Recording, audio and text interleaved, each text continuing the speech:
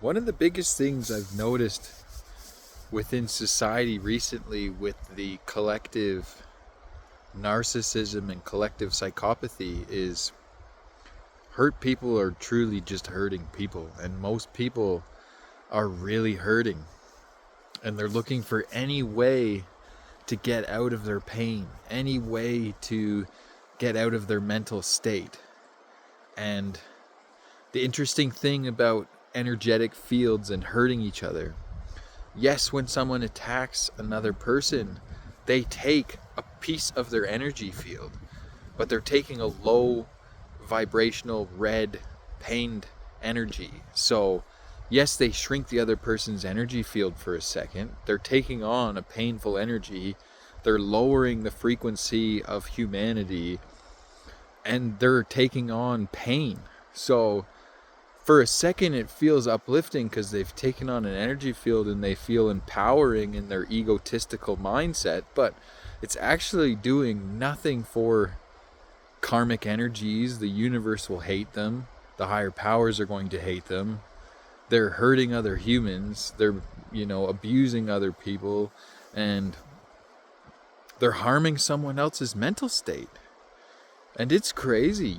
I'm 35 years old right now and still having to deal with a father that has tried to destroy, hurt, manipulate, and do anything he can to harm my life. And even in my 32nd year of life, asked him, what is up? Like, why beating me as a child, throwing me out onto the street, disowning me, trying to destroy me 1,000 times over, letting me back in for a week just to throw me out and destroy me again, to let me back in another years later just to throw me out a week later. Like, it's, when I confronted him, he said that trying to destroy me was the easiest thing for his life because he didn't know how to take care of himself.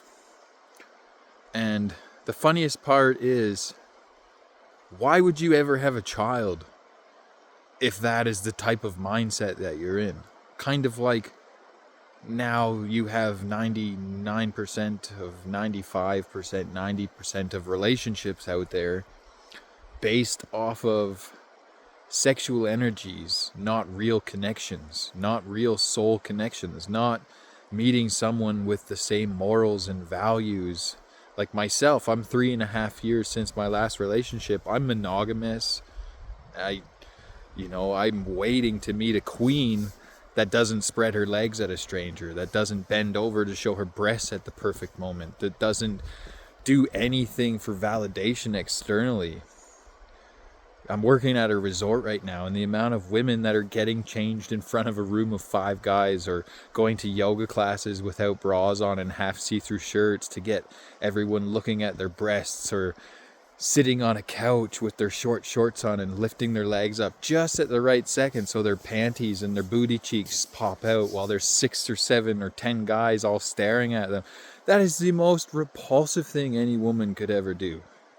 You have zero respect for your sexuality, zero respect for your sexual organs, and no grown, mature man that's interested in having a family could ever trust a woman like that for a second. If my back is turned and I could have any ounce of knowing that my partner, well, no partner I would ever date on this planet would ever be spreading her legs for a stranger, bending over for a stranger, looking for sexual validation. No, that's not a healed woman. That's a very insecure, lost, desperate child that has no idea what respect of sexuality is. I mean, the amount of women I've talked to about yoni and yoni eggs and sacred stones for the yoni, and most women don't even know what yoni means. Oh my goodness, like, the Yoniverse, your entire universe inside of yourself to create a life. Sex is a 7-year soul collision. When you kiss someone multiple times, you're passing so much DNA to each other. You intermingle into the same DNA strands. You create your own DNA between the two of you. Sex, one time for 1 second, can create a baby, a life. And people are giving it away like a free Big Mac at a free drive-thru, having zero thoughts on it. Whatever the person hides, may it be suicide, anger, resentment, jealousy, frustration, pure evil demonic energies, and they're faking a smile or have a six-pack or are very charismatic. Well, guess what?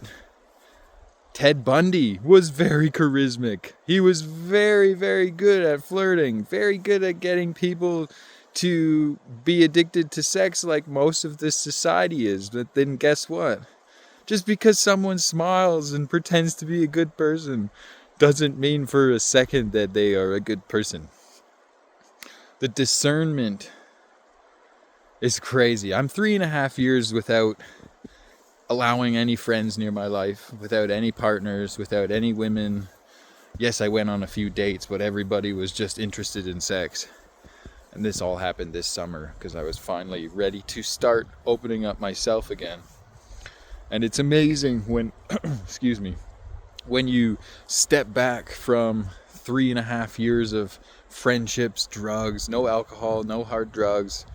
Yes, I've had a little bit of pot over this last 3.5 years, but when you step back from all external pleasures, go to the top of a mountain and 150 times sit there in the deepest meditations, calling insecurities, traumas, pains, everything that you need to confront, everything you're hiding from, and you face it all and you focus it all and you go through it all. And then you see the way the addiction for validation and way that women are spreading their legs and men are bending over for each other, and now they've brainwashed people into OnlyFans and selling their souls for eternity and sharing partners. Oh my goodness, you could never truly love a woman to the ends of the universe and back and share that partner sexually. Like, that is the craziest, stupidest, most disgustingly disturbing thing you could ever say. To share your life and body with another is the most beautiful thing you could ever do. And now that I'm 3.5 years on the peaceful side of complete by myself, my goodness, it's a place to be. I don't need anything. I don't want anything. I don't care about having anything. You know, the soulmate that I'm meant to spend my life with, you can never look for. You can never force. You can never compete for. People don't understand that. All these women at the resort, you know, playing these competitive things, coming out and changing in front of you, in front of 6 other guys while they're all still like that. Enjoy it. Like, if that's what makes you feel good about yourself, man, you're not going to go very far in life, I'll tell you that much. Oh, man. Life is magical. Truly, just be you. Be you. Don't follow the media. Don't follow the news. Don't believe anything you're told. Listen to your soul. Listen to your heart. If it doesn't go into the morals and the values or the person that you dream to be, get it out of your life. Pay attention over the next couple months to who is not cheering for you on every aspect of life. Most people, I'd say 90% of people's friends are out there are frenemies. They're not there for benefit. They're there because they can use you for something. They can manipulate you for something. They have control over you for something. They're trying to undermine you or stop your progression, or just watch even parents, the amount of parents that are jealous of their kids. I mean, I experienced that to this day, 35 years old. You know, just went through the Jasper fire, bankruptcy, homelessness, multiple shelters, and I've had to leave all of it because of how horrible and abusive people are. And even now, my father tried to come back into my life. They're all trying to come back in because they know that I'm about to do the breakthrough and finally get out of the abuse that I've been under since I was a little child. Well, not the abuse, but I've been in debt since I was 15 years old on the street.